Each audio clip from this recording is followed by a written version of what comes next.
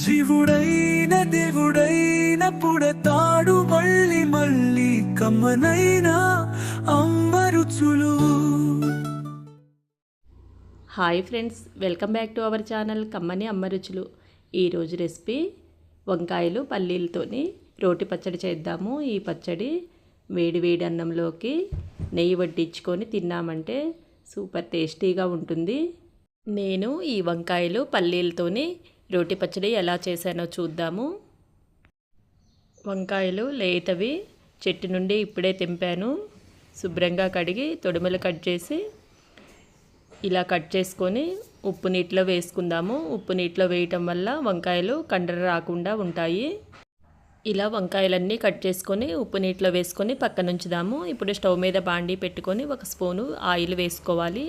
Oil వేడయ్యాక పచ్చిమిర్చిని కారానికి తగిన విధంగా తీసుకొని ఇలా ముక్కలుగా కట్ చేసుకుంటే పచ్చిమిర్చి పేలకుండా ఉంటాయి. ఈ పచ్చిమిర్చితో పాటే పల్లీలను తీసుకుందాము. పల్లీలు ఒక 3 స్పూన్ల వరకు తీసుకున్నాను. వీటిని కూడా వేసుకొని ఫ్రై చేసుకోవాలి. పల్లీలు పచ్చిమిర్చి ఫ్రై అయ్యాక దీనిలో 1/2 స్పూను జీలకర్ర వేసుకొని కొద్దిగా కరివేపాకు కూడా వేసుకొని ఫ్రై చేసుకుందాము. పల్లీలు పచ్చిమిర్చి కరివేపాకు చక్కగా ఫ్రై అయ్యాయి. వీటిని తీసుకొని ఒక బౌల్లో వేసుకుందాము. మరలా అదే బాండీలో 1 స్పూను ఆయిల్ వేసుకొని వంకాయ ముక్కలు వేసుకొని మగ్గించుకుందాము.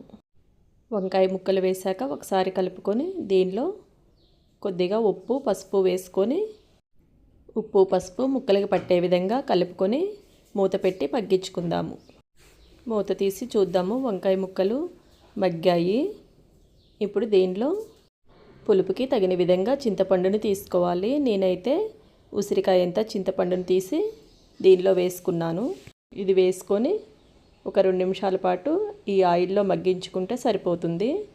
ఇప్పుడు స్టవ్ ఆఫ్ చేసి ఈ ముక్కలు చల్లారేలోపు రోటిలో పల్లీలు పచ్చిమిర్చి ఫ్రై చేసి పెట్టుకున్నాము కదా, అవి ముందుగా రోటిలో వేసుకొని నూరదాము.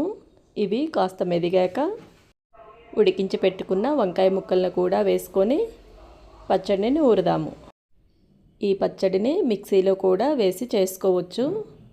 రోటి పచ్చడి అయితే ఆ టేస్ట్ వేరే ఉంటుంది.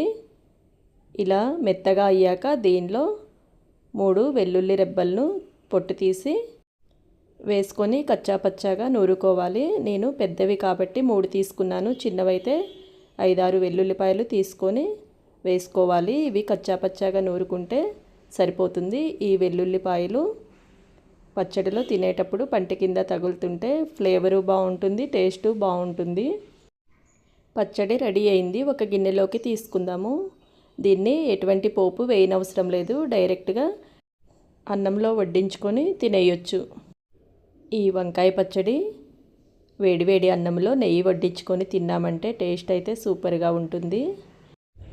ఈ వీడియో మీకు నచ్చినట్లయితే లైక్ చేయండి, మీ ఫ్రెండ్స్కి షేర్ చేయండి. కొత్తగా చూస్తున్న వారైతే సబ్స్క్రైబ్ చేసుకోండి. Thank you for watching.